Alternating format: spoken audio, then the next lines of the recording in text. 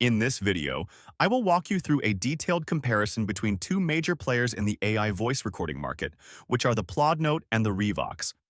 Both devices aim to simplify how you capture and transcribe meetings, but they approach the task with different strengths.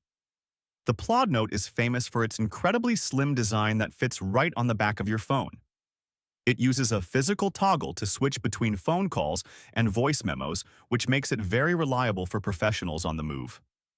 On the other hand, Revox focuses on a more robust software experience with powerful integration features. While the PLAUD Note feels like a premium piece of hardware, Revox often shines with its intuitive app interface and fast processing speeds. Both require a subscription for full AI features, so you must factor that. If you want something discreet and portable, the PLAUD Note is likely your winner. However, if you value high-speed processing, Revox is worth a serious look today.